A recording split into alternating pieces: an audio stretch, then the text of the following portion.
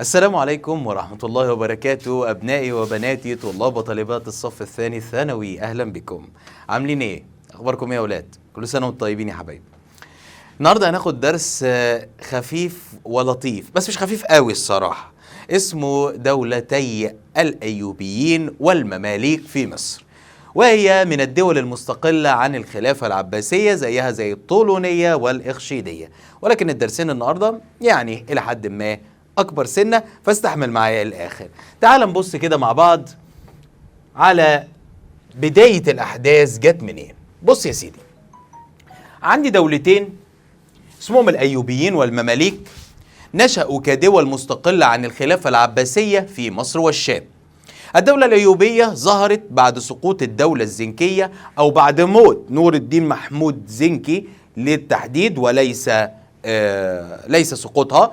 ضم صلاح الدين الأيوبي بعد إسقاطه للدولة الفاطمية زي ما خدنا في درس الفاطميين مصر إلى أو الشام إلى ممتلكاته في مصر، فقامت الدولة الأيوبية. والمماليك أو دولة المماليك هتقوم بعد مقتل توران شاه ابن الصالح نجم الدين أيوب ابن الملك الكامل ابن الملك العادل أخو صلاح الدين. تعالى كده بقى مع بعض نعرف الدرس ده بيتكلم عن إيه واحدة واحدة كده. بص يا سيدي، الدرس ده أهم أحداثه والمحرك الرئيسي لأحداثه هو الحروب الصليبية على بلاد الشرق. قال له إيه هو تعريف الحروب الصليبية أصلا؟ تعال هقول لك. تعريف الحروب الصليبية هي حملات حربية قادها مسيحي أوروبا الكاثوليك على المسلمين في الشرق عشان ياخدوا الأراضي المسيحية من إيديهم باعتبارها أراضي مقدسة لدى المسيحيين. مش فاهم يا مستر؟ بالراحة واحدة واحدة. هقول لك. بص يا سيدي، بيت المقدس في يد مين؟ كان في يد دولة السلاجقة، وبعد ذلك في يد الدولة الزنكية، وبعدها في قيادة الدولة الأيوبية. طيب البيت المقدس هنا ده أهم أثر فيه إيه؟ كنيسة القيامة للسيد المسيح. طيب في أوروبا شخص اسمه البابا أوربان. الراجل ده هيموت وياخد سلطة دينية أوسع من سلطته في روما. فإيه اللي يضمن له هذه السلطة؟ أيوة، إنه يسيطر على كنيسة القيامة. لو سيطر عليها يبقى ليه سلطة دينية أكبر على البلاد المسيحية في العالم. فكان بيدعو إلى تحرير بيت المقدس من إيد المسلمين. هما المسلمين يا ابني أذوك؟ إحنا في الحقيقة ما أذيناش، ولكن في أقوال البابا أوربان إن إحنا بقى كنا بنمنع المسيحيين من الحج وبنعتدي عليهم، وكانت ليالي سودة في قصصه هو لوحده. حتى المسيحيين في بيت المقدس اللي كانوا موجودين كذبوا هذه الروايات. حلو، يبقى هي في الأساس ليها مش دافع ديني لوحده، وهنيجي لبقية الدوافع دلوقتي. دي أول نقطة. يبقى البابا أوربان نجح في إثارة الشعوب الأوروبية المسيحية ضد الدول الإسلامية، خصوصا بعد هزيمة البيزنطيين بقيادة رومانوس الرابع على يد قلب أرسلان.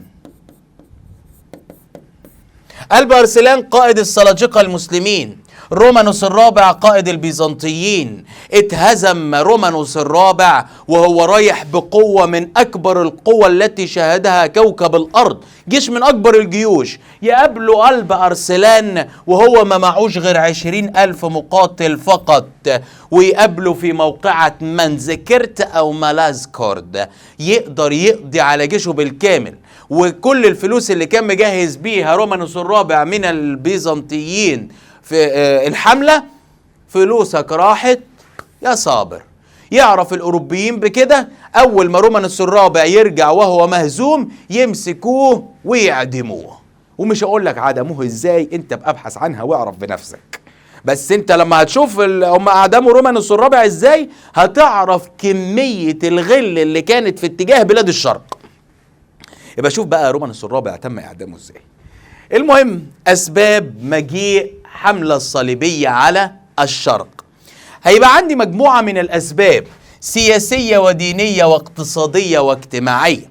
الأسباب السياسية هي رغبة أمراء أوروبا في الخروج من نظام الإقطاع ويبقوا أمراء. لا، واحدة واحدة عليا يا مستر، عشان أنا خارج من سنة أولى أصلا دماغي فيها كلاب سعرانة بتجري ورا بعض بسبب نظام الإقطاع ده. كان عندي في الترم الأول. اشرحوا لي يعني إيه نظام الإقطاع. والله يا حبيبي بما انك دخلت ادبي وداخل دلوقتي في تانية ثانوي، فانا عايز اقول لك ان النظام بتاع الاقطاع ده مكمل معاك لسنة تالتة شوية حلوين. نظام الاقطاع هو شخص واحد معاه فلوس كتير وعنده اراضي كتير، بيشتري الاراضي دي وبيكون فيها ناس شغالين في الاراضي اسمهم اقنان. اقنان بتساوي ايه؟ اقنان الاراضي بتساوي حضرتك عبيد. يبقى شخص يملك أراضي والأراضي شغال فيها عبيد، والعبيد دول ما بياخدوش غير طعامهم وشرابهم، مفيش أجر، فبالتالي مفيش فلوس، فبالتالي مش قادرين يشتروا حاجة، فبالتالي عيشتهم ضنك. يبقى نظام الإقطاع كان نظاما يزيد فيه الغني غنى ويزيد الفقير فقرا. هنا أوضاع أوروبا بدأت تضرب أجراس بثورات، ثورات من أمراء أوروبا اللي بقى معاهم فلوس كتير ونفسهم يخرجوا يبقوا أمراء أو ملوك، وما بين ما بين أقنان الأراضي أو العبيد من الطبقة الدنيا اللي نفسهم يخرجوا من هذا النظام الظالم، نفسهم يقبضوا فلوس، نفسهم يتملكوا هم الأراضي. وهنا أسباب اقتصادية من أمراء أوروبا نفسهم يستولوا على خيرات الشرق، ودي بتظهر في مقولة البابا أوربان: اذهبوا إلى بلاد اللبن والعسل. ودي مقولة البابا أوربان لتحريك الجيوش في الحملة الصليبية الأولى. السبب الديني وهو الأضعف والأخير، رغبة البابوية في الغرب بقيادة البابا أوربان الثاني في الاستيلاء على أراضي بيت المقدس. وهنا تبدأ تندفع الحملات الصليبية في موجات متتالية ابتداء من عام 490 هجريا 1096 ميلاديا، مستغلة اضطراب العالم الإسلامي والتي تتمثل في إيه بقى؟ هو أنا لو راجل قوي وملو هدومي أنت هتعرف تيجي تلطشني بالقلم؟ لأ، يبقى أنا أكيد راجل ضعيف. تعال نبص مع بعض مين فينا اللي ضعيف. قال لك ضعف الخلافة العباسية فين؟ في بغداد. لم تكن دولة الخلافة قادرة على فرض سيطرتها على الحكم ولا على الدول ولا الدويلات المستقلة، لدرجة ان دولة زي دولة السلاجقة هي اللي كانت بتحمي الخلافة العباسية، ومن بعدها الدولة الأيوبية. عدم وجود جيش قوي تحت قيادة الخليفة يدافع عن أي ناس من المسلمين، انقسامات سياسية وصراعات داخلية، الدولة الشيعية في القاهرة، الدولة الفاطمية، الإمارات السلجوقية في الشام، وكل ده سهل على الصليبيين إن هم يقدروا ينجحوا بحملتهم الصليبية الأولى. وخد بالك، الحملة الوحيدة اللي نجحت في تحقيق أهدافها هي الحملة الصليبية الأولى، الباقي كله فشل. أنا عندي في المنهج الإيه؟ الأولى، التالتة، الخمسة، الستة، السبعة، بس أنا ما عنديش أكتر من كده، كلهم فشلوا ما عدا الأولى. الحملة الصليبية الأولى تفوق فيها جيوش الصليبيين من حيث العدد والعتاد والتنظيم والعدة، بينما فشل المسلمين والعرب وعموما في حماية بلادهم، فاستطاعوا أن ينتصروا على إمارة الرها، أنطاكيا، طرابلس، ويعملوا مملكة واحدة اسمها مملكة بيت المقدس. يبقى انتصر الأمراء الصليبيين أو انتصرت أوروبا الصليبية في الحملة الصليبية الأولى، واستطاعت أن تصل إلى أغراضها من خلال إقامة 3 إمارات ومملكة. ايه هما الامارات؟ انطاكيا والرها وطرابلس، والمملكه هي مملكه بيت المقدس، بما تفسر بيت المقدس الوحيد مملكه لمكانتها الدينيه ووجود كنيسه القيامه بها. طيب، لما دخلوا بقى الناس اللي عايزه تنصر اخواتهم المسيحيين في القدس، بيوصف ريموند دي جيبال، واحد من قاده الجيش الصليبي، والراجل ده كان فرنسي الجنسية، بيقول: لقد كان هناك 60,000 يسكنون بيت المقدس، قضينا 8 أيام نقتل فيهم حتى لم يستبقوا منهم شخصا، يعني ما خلاش فيهم أي بني آدم. وبيوصف بشاعة المحتل. وبص على الصورة هنا اهي، بيقول لك: كان بيت المقدس يسبح فيه الجثث والأطراف المقطعة دين ورجلين، حتى لا ندري أي يد لأي جثة ولا أي قدم لأي جثة ولا أي رأس، فلم نترك شيخا ولا امرأة ولا طفلا ولا عزيزا مسلما مسيحيا أو يهوديا. إذن الحملات الصليبية ليس لها علاقة لا بالصليب ولا المسيحية المتسامحة، دول ناس محتلين فقط، محتلين ومغتصب للأراضي، غاشم، ما يفرقش عن اللي موجودين دلوقتي حاجة. ربنا ينصر إخواتنا إن شاء الله. دور الدول الإسلامية في التصدي للصليبيين، هيجيني هنا 3 دول، هي الدولة الزنكية وهي الأسبق، ثم الدولة المملوكية الدولة الأيوبية، وآخرهم الدولة المملوكية. تعال نشوف الدولة الزنكية، وهي أول دولة حملت راية الكفاح بقيادة عماد الدين زنكي. الراجل ده عمل إيه؟ عماد الدين زنكي كان أميرا وقائدا عسكريا في بلاط السلاجقة وأميرا على الموصل. الراجل ده أدرك أن الوحدة هي السبيل الوحيد لطرد الصليبيين. يبقى أول حاجة عماد الدين زنكي يسعى لها هي محاولة توحيد الصليبيين، وهنا يبدأ يضم معاه الإمارات بتاعت الشام اللي لسه الصليبيين ما استولوش عليها. إيه هم بقى؟ قال لك حلب وحماه وحمص إلى الحكمة، واستطاع أن يسترد الرها وخدها من الصليبيين، ولكن مع الأسف يتم اغتياله ويستشهد على يد أحد مماليكه. ابنه وهو اسمه مركب نور الدين محمود تولى مهمة الكفاح والنضال بعد أبوه عماد الدين زنكي، وهنا هيقرر ان هو يحاول يوحد مصر معاه. طب يوحد مصر ازاي؟ قال لك الفرصة يا معالي الباشا جات له على طبق من ذهب. صراع الوزراء في الدرس اللي فات لو تفتكروا ما بين شاور وما بين درغام، استنجد به شاور وقال له يا نور الدين محمود الحقني، انا عايزك تساعدني. قال له يا خبر ابيض، بس كده؟ ده انا هبعت لك 2 من اكفأ القادة عندي، هبعت لك اسد الدين شيريكوه وصلاح الدين الايوبي اللي هو يوسف ابن ايوب. وهنا يتولى، طبعا احنا عرفنا الكلام ده في الدرس الدولة الفاطمية، مش هنعيده تاني، ان اسد الدين شيريكوه اصبح اول وزير سني في الخلافة الشيعية، ومن بعدها صلاح الدين استطاع ان يسقط الخلافة الفاطمية ويقوم بالخلافة الايوبية او الدولة الايوبية في مصر، وبعدها ضم اراضي نور الدين محمود ليه بعد وفاة نور الدين محمود شخصيا. عشان تقوم عندي الدولة الايوبية فين؟ في مصر والشام. دور الدولة الأيوبية، صلاح الدين الأيوبي يصنف كتاريخ عسكري من أذكى قادة الحروب في كوكب الأرض، واحد من أفضل 100 شخصية في العالم في تاريخ الكوكب. إزاي؟ الراجل كان مخطط حربي من الدرجة الأولى، قال لك أنا غير مستعد إني أواجه الصليبيين. أمال هتعمل إيه يا عم صلاح الدين؟ قال لك هتمهل، هتريث، وهعمل الكفاح ضدهم على مرحلتين.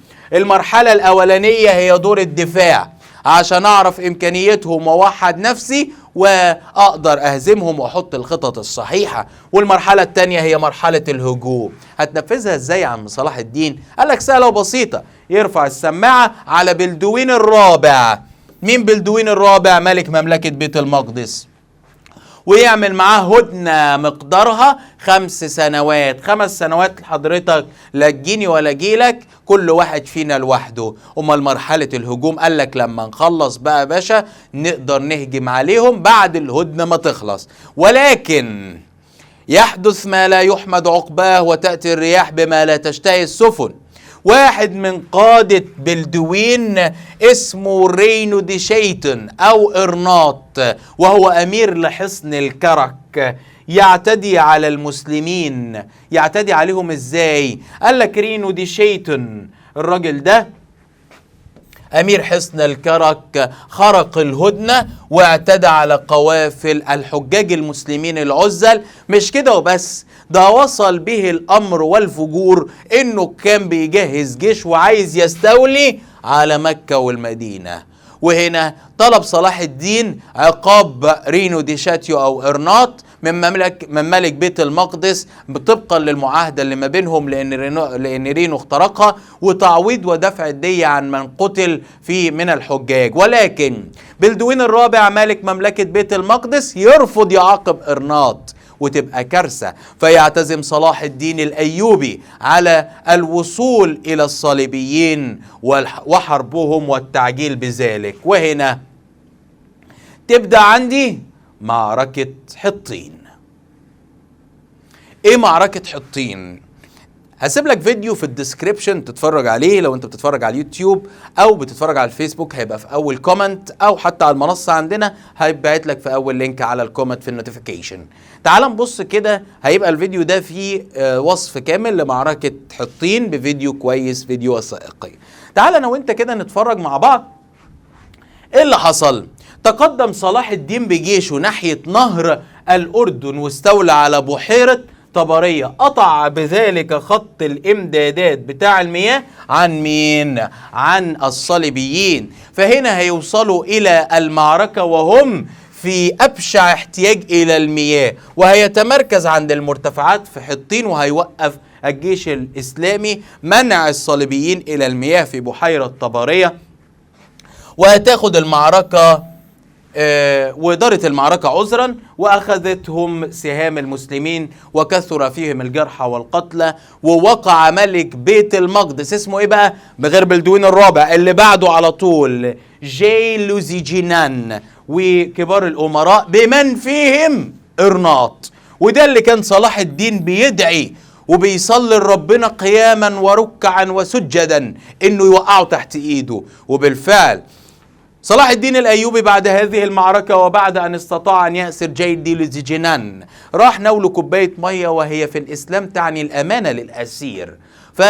يجي جاي لوزيجينان يناولها لإرناط. فهنا صلاح الدين يرد يقول له انا ما اديتكش الميه عشان تديني الامان، هو انت مش قتلت الحجاج العزل؟ مالكش امان عندي. هنا إرناط بيرفض الاعتذار وبيرفض التسامح وبيرفض كل حاجه بنوع من انواع الكبر. عرفوا بقى صلاح الدين الكبر ده بيكون ازاي، وبشوف الفيديو عشان تعرف هو عمل فيه ايه. نتائج المعركه هي هزيمة الصليبيين هزيمة ساحقة، وتوجه صلاح الدين لاسترداد بيت المقدس بعد استيلائه على الكثير من المدن الساحلية وهزيمة الصليبيين فيها. حطين كانت بمثابة زلزال ضرب أوروبا من خلال سقوط بيت المقدس، سقوط الإمارات الساحلية، عودة الدولة المسلمين إلى قوتها، ارتفاع الروح المعنوية لدى المسلمين بعد هزائم متتالية في الشمال وفي الشرق وفي الغرب، في الشمال من الصليبيين وفي الشرق من المغول. خد بالك المغول جايين لدلوقتي هم، وفي الوقت ده كان المغول بيوقعوا دولة الخوارزمية. وهنا رفعت الروح المعنوية للمسلمين، وأصبح الصليبيين في موقف دفاع بدلا من الهجوم، وأظهرت قيمة الوحدة الإسلامية. طيب، موقف صلاح الدين من الفلسطينيين أو أهل بيت المقدس. أصدر عهد زي اللي أصدره عمرو بن العاص، عشان لما أجي أقول لك تشابه صلاح الدين في دخوله بيت المقدس مع عمرو بن العاص في فتحه إلى مصر. أصدر عهد الأمان، المسيحيين أمنهم على كنائسهم وعلى صلبانهم وعلى نسائهم وعلى أموالهم، لا نقرب أحد منهم وما نقربش للكنائس، وكل واحد فينا ليه دينه وما هو إلا يدفع فقط الجزية. منح المسيحيين من أوروبا بالكامل حق زيارة بيت المقدس، ما منعهمش عنه. قلت لك حطين زلزال ضرب مين؟ ضرب أوروبا، فكان لابد لأوروبا أن تتحرك. هنا هتطلع لي بالحملة الصليبية الثالثة، وهتجيب لي 3 من القادة: ريتشارد قلب الأسد ملكا على إنجلترا، فيليب أغسطس ملكا لفرنسا، فريدريك بارباروسا ملك ألمانيا. يتحرك ال3 كلهم، ولكن زي ما قلت لك تأتي الرياح بما لا تشتهي السفن. فيليب أغسطس أخوه يعمل عليه انقلاب في فرنسا فيضطر يرجع، وفريدريك بارباروسا جاي من المراكب بالبحر يغرق معظم المراكب بتاعته، ما يتبقاش غيره قوة قليلة. وهنا ريتشارد يقرر طبعا فريدريك بارباروسا ان هو يرجع. ريتشارد يقول المقولة بتاعته اللي بتتعمل عليها ميمز دلوقتي: كل أعوانك باعوك يا ريتشارد. وهنا يجد ريتشارد قلب الأسد نفسه في مواجهة صلاح الدين لوحده، وهنا يشغل له القرموطي يقول له ايه؟ احنا ماشيها مفاوضات يا عم صلاح الدين. يبقى الحملة الصليبية الثالثة انتهت قبل ان تبدأ اصلا بعقد صلح الرملة مع ريتشارد قلب الأسد. وخد بالك لما عرف الأوروبيين بأن ريتشارد قلب الأسد وعد صلاح الدين بألا يحاول استرداد بيت المقدس مرة أخرى، بعد ما رجع ريتشارد اتقتل على ايدهم. عشان يتوفى صلاح الدين الأيوبي في 57 من عمره، وخلال 70 سنة بعد معركة حطين مفيش رجل تجرأ من أوروبا أن يمس الدول الإسلامية أو أن يعيد بيت المقدس أو حتى التفكير في أي حملات. بعد 70 سنة من هزيمة حطين تعود مرة أخرى الحملات الصليبية عشان يجيني حملة صليبية، بس المرة دي مختلفة. احنا مش رايحين بلاد الشرق عشان اللبن والعسل. فريدريك الثاني ملك ألمانيا قال لك إذا أردتم مفاتيح بيت المقدس فإنها موجودة في مصر. تعال بقى نبص يا سيدي على خلفاء صلاح الدين وإيه الحملة الخامسة. خلفاء صلاح الدين هو الملك العادل أخوه، والملك الكامل محمد ابن الملك العادل، والصالح نجم الدين أيوب ابن الكامل ابن العادل أخو صلاح الدين، وتوران شاه ابن الصالح نجم الدين أيوب. دول الخلفاء اللي احنا هنتكلم عنهم وهناخدهم. تعال بقى في الحملة الصليبية الخامسة على مصر. أسبابها إن أدرك الصليبيين أن مصر هي ترسانة العالم الإسلامي وقلعة التصدي للطموحات على بيت المقدس. يبقى مفاتيح بيت المقدس لو عايزين تاخدوها هي موجودة فين؟ موجودة في مصر. حاصر الصليبيين مدينة دمياط واستولوا عليها، وهنا أسرع الملك العادل بالقدوم من الشام لصد الحملة، لكنه توفى في الطريق قرب دمشق فخلفه ابنه الكامل. مع الأسف الكامل كان ضعيف الشخصية، أبدى الكامل تساهلا تماما مع الصليبيين وعرض عليهم. بص بقى اللي يزعل، عارف اللي يزعل؟ انه عرض تسليم بيت المقدس مقابل الانسحاب من دمياط، لكن هنا رفضوا وتقدموا ناحية الدلتا باتجاه القاهرة. وهنا المصريين بقى اللي تدخلوا، بقى الملك بتاعنا مش عارف يتعامل، احنا هنتعامل. فتحوا السدود والخزانات، وفي الوقت ده غرقت الأراضي، وده عزل الصليبيين عن قيادتهم في دمياط. وهنا استطاع المصريين أن يصدوا الحملة الصليبية الخامسة وفشلت ورجعت إلى الجلاء. سمح لهم الملك الكامل بالرحيل بدون أي شروط أو عقد مدة أو أي حاجة، عقد معهم هدنة بس مدتها 8 سنوات. طبعا احنا عارفين هل الصليبيين لهم عهد أو أمان؟ لا طبعا، حضرتك ده محتل. عهد ايه وامان ايه؟ الله يرضى عنك، لا عهد ايه ولا امان. فما كملش ال8 سنوات ويجي لك بالحملة الصليبية السادسة. الحملة الصليبية السادسة هتحدث بسبب ان هيكون في خلاف ما بين البيت الايوبي ما بين 3 من الاخوات، الكامل محمد والمعظم عيسى والاشرف موسى. الاشرف موسى هيكون في الشام، وده مش هيتدخل في الصراع بشكل كبير، الا المعظم عيسى والكامل محمد، اللي الكامل محمد بكارثه من كوارثه المعتاده يعني بيروح يستدعي فريدريك الثاني طبقا للهدنه اللي ما بينهم امبراطور المانيا عشان يساعده في القضاء على اخوه المعظم عيسى. يا فرحه امك بيك. ويروح يقتل المعظم عيسى ويصبح الكامل محمد فردا وحيدا على او سلطانا على مصر والشام بلا منازع. هنا فريدريك الثاني قال له ايه رايك؟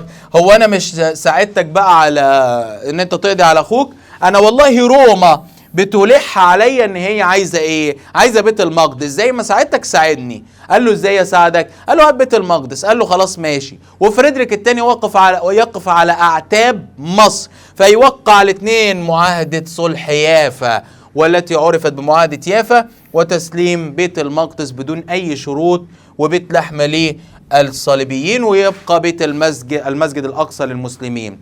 لاول مره في تاريخ الصراع ما بين الحملات الصليبيه وما بين الدول الشرق الاسلامي يحدث اعتراض ما بين الاثنين، المسلمين وما بين الصليبيين، على معاهدة واحدة اسمها معاهدة ايه؟ معاهدة يافا. معاهدة يافا اعترض عليها الصليبيين، قالوا له يا فريدريك ما انت كنت قادر تاخد مصر والراجل اهو فاتح لك ابوابها، ما خدتش مصر ليه مع بيت المقدس؟ ما خدتهاش ليه؟ مش انت اللي قلت لنا اصل المفاتيح في مصر؟ ما تاخدها يا ابني.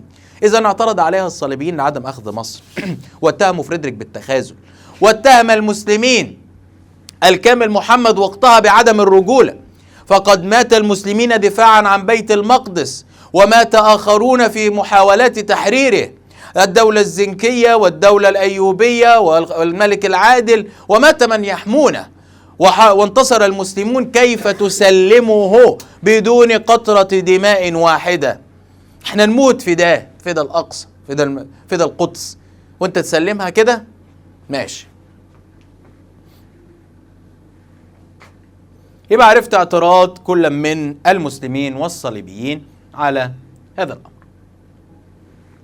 وهنا في عهد الصالح نجم الدين أيوب استطاع الخوارزميين أنصار الصالح نجم الدين أيوب اللي هم قضى على دولتهم مين لو تفتكر؟ لسه قايلها لك، المغول في آسيا، هربوا جم على مصر، فاستطاعوا تحت قيادة الصالح نجم الدين أيوب إن هم يستردوا مرة أخرى بيت المقدس من أيدي الصليبيين. وده اللي أثار حفيظة الصليبيين وأثار إيه؟ وأثار مشاكل معاهم. فهنا قرر الصليبيين إن هم يجوا لك، والمرة دي بقى هتكون بالحملة الصليبية السبعة على مصر. السبعة القائد بتاعها هيكون لويس التاسع ملك فرنسا. في الوقت ده كان الصالح نجم الدين أيوب مصابا في جزيرة المنيل وبيتم علاجه من معاركه السابقة ضد الصليبيين. لما عرف بخبر نزول الحملة إلى دمياط، الصالح نجم الدين أيوب توفى، لم يتحمل الخبر، فيتم استدعاء ابنه، اسمه ايه؟ توران شاه، اللي كان بيقاتل فين؟ اللي كان بيقاتل في الشام مع الخوارزميين ضد الصليبيين. قامت شجرة الدر بإخفاء خبر موت زوجها حتى يحفظ أو تحفظ الروح المعنوية للجيش. بدأت الاستعدادات على قدم وساق داخل المعسكر الإسلامي انتظارا لقدوم الصليبيين، وأصبحت المنصورة ساحة لحرب الشوارع، وتولى فيها القيادة الأمير بيبرس البندقداري، واللي تمكن من هزيمة لويس التاسع، وبذلك فشلت الحملة الصليبية وأسر لويس التاسع بعد معركة فارسكور بقيادة توران شاه اللي لحق يوصل قبل انتهاء المعارك، والسيق مكبلا بالأغلال إلى السجن، وعقد صلحا مع توران شاه في ألا يدخل أو يحاول استيلاء على مصر مرة أخرى. تم العفو عنه بالتأكيد بعد دفع الدية التي قدرتها شجرة الدر بالتعاون مع توران شاه. كيف سقطت الدولة الأيوبية؟ بعد وفاة الصالح نجم الدين أيوب لم يتبقى في الدولة الأيوبية إلا توران شاه ابن الصالح نجم الدين أيوب شجرة الدر، ويقال أنها كادت له المكائد حتى قتلته. فيقول ابن تغربردي عنه أنه أتعس من قتل. إيه ده يا القتل فيه كمان واحد أتعس؟ قال لك توران شاه مات جريحا حريقا مصابا مسهوما غريقا. ايه ده كل ده 7 أرواح هو؟ لا تعال احكي لك. واحد من المماليك دخل عليه وجه يضربه بالسيف، صدها فاتقطعت ايده، فبذلك جريحا جري على برج من الابراج الخشبيه وطلع فوقيه، راحوا مولعين في البرج كده حريقا. هو فوق في البرج راح ناطط في نهر النيل، هنا غريقا. راحوا رميينه بسهم، جه في كتفه لقوه لسه بيكابر وبيعوم، فنطوا وراه وذبحوه. يبقى مات جريحا حريقا غريقا مسهوما مقتولا. يبقى ده مين؟ ده توران شاه. وبذلك ينتهي كل خلفاء البيت الأيوبي، ولا تبقى في مصر سلطانا إلا شجرة الدر. تعتبر شجرة الدر فترة انتقالية ما بين نهاية الدولة المملوكية والبداية، نهاية الدولة الأيوبية والبداية الحقيقية للدولة المملوكية.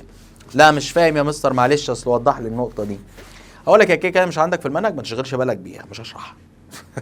بعد مقتل توران شاه اصبحت شجرة الدر هي الملكة على مصر. ولكن في عرف الإسلام وفي عرف العرب ما ينفعش ست هي اللي تحكم. ليه؟ قال لك عشان المشاعر وعشان حاجات كتير يعني في الحياة الدينية والحياة العقائدية. وهنا يبعت الخليفة العباسي بيهين رجال مصر، بيقول لهم إذا لم يكن لديكم رجلا ليحكم دولتكم فأخبرونا نرسل لكم. لو ما عندكوش راجل يحكم دولتكم قولوا لنا بس واحنا ايه نبعت لكم. وهنا تجتمع شجرة الدر عشان تقلل من حدة خطاب الخليفة العباسي ومن حدة احتقان الشعب المصري ان بتحكمه امرأة، وتقرر ان هي تتجوز المعز ايبك، عز الدين ايبك. عز الدين ايبك الراجل ده بعد ما يتزوجها هو اصلا طلع كان متجوز الاول وكان مخلف المنصور علي، وهنجيله دلوقتي. حلو.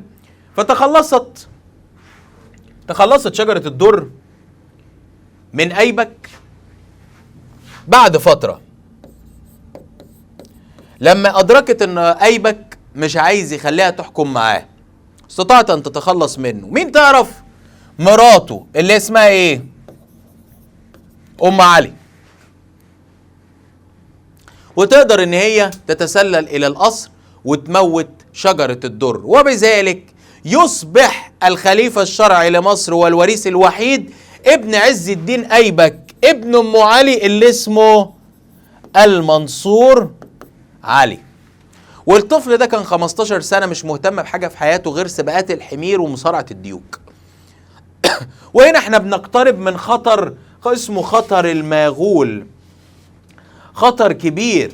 فيفتي الشيخ العز بن عبد السلام.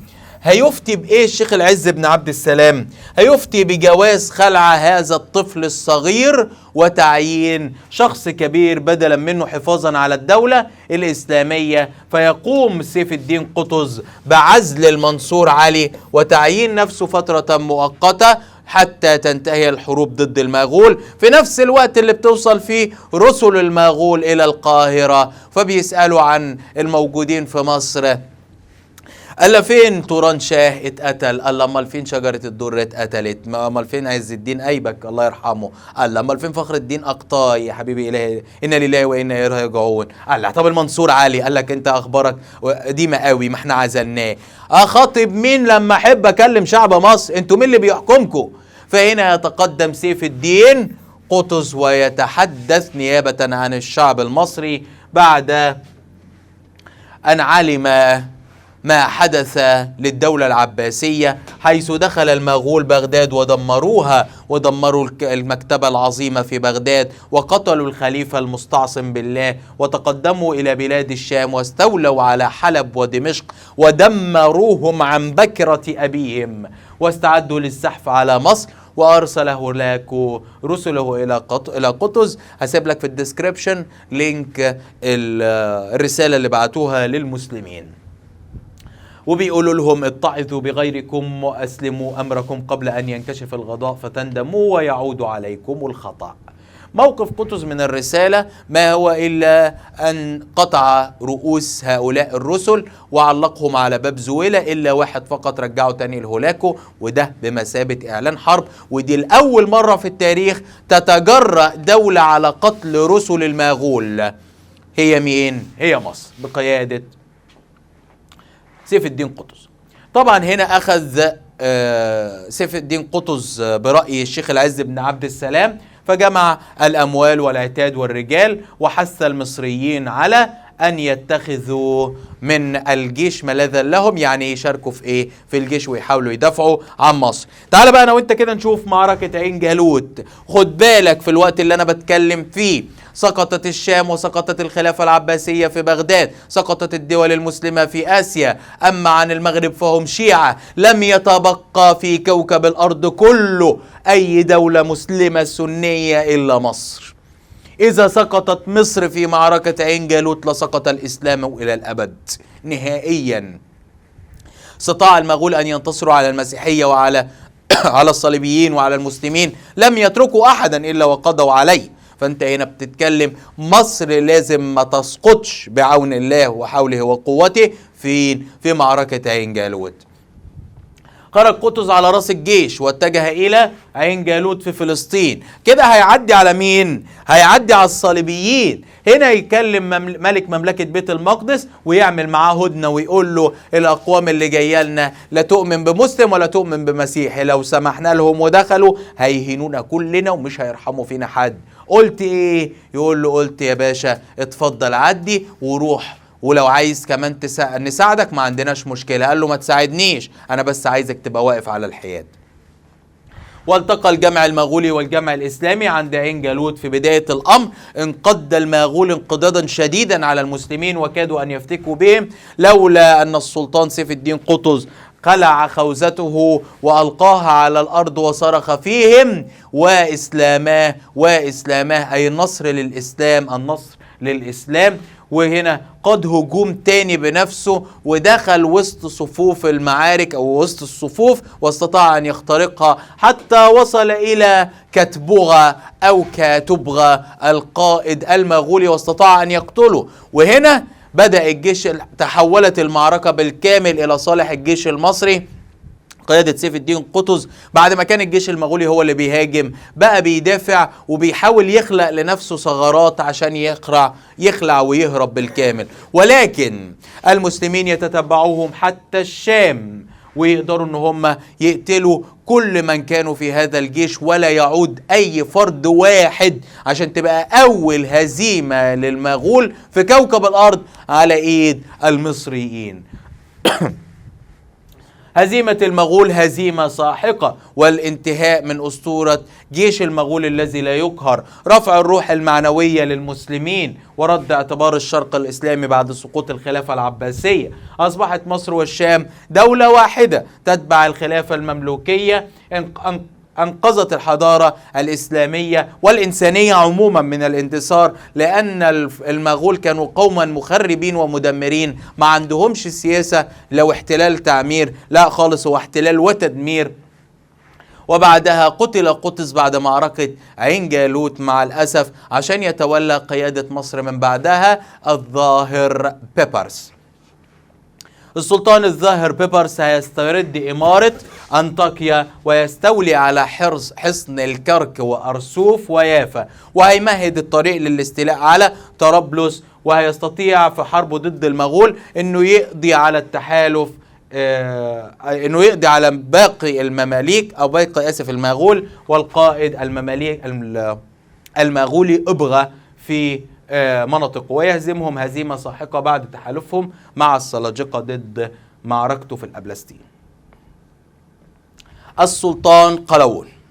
سلطان قلاوون واحد من أعظم السلاطين في دولة المماليك، وله منشآت معمارية تستطيع أن تتحدث عنه بشكل كبير جدا. بس النهاردة هنتكلم عن الجانب التاريخي الخاص به، ألا وهو أنه استطاع أن يتصدى للمغول ويهزمهم في معركة حمص. وهنا عندما خرج أبغى بنفسه على رأس الجيش من التتار وتحالف مع لويس الثالث ملك أرمينيا، استطاع قلاوون أن ينتصر عليهم واستولى على حصن المرقب واسترد طرابلس ومهد للاستيلاء عكا، عشان يجي الأشرف خليل ابنه هو اللي هيفتح عكا وهيرجع هيستولي على هيهرب الصليبيين إلى قبرص ويسقط مدن زي سور وصيدا وطرابلس، وبكده يبقى انتهى الوجود الصليبي بالتمام والكمال في الشام. عشان لو جيتك سؤال وبيقول لك انتهى الوجود الصليبي بالكامل في عهد الأشرف خليل. أما عن الناصر محمد بن قلاوون فاستطاع هزيمة المغول في الشام، فلم يستطيعوا بعدها الاعتداء على الديار المصرية وعقد الصلح مع المغول. السلطان الأشرف بارس باي أشهر حاجة هيعملها حينما قام قبرص بالاعتداء على السواحل العربية، خرج لهم في الشام وهاجموا اسكندرية أثناء صلاة الجمعة. الراجل ده وهو بيصلي الجمعة عارف ان الاسكندرية تعرضت للغزو من قبل القبرصيين، وان هم نهبوا البيوت ودمروا وخربوا واعتدوا على النساء. ده اثار فيه الغضب واستطاع ان يجهز جيش وانتقل الى قبرص، واستطيع أن يهزم جانوس ملك قبرص وأسره هو والجيش بتاعه وجابهم إلى مصر ونكل بهم من الأسكندرية إلى القاهرة. وإلى هنا ينتهي بحمد الله وقوته الدرس الخاص بالأيوبيين والمماليك، عشان يبقى فاضل لنا حاجات بسيطة في المنهج ويخلص. وكده خلصنا الوحدة الأولى بالكامل. نشوفكم على خير إن شاء الله في الدروس القادمة، والسلام عليكم ورحمة الله وبركاته.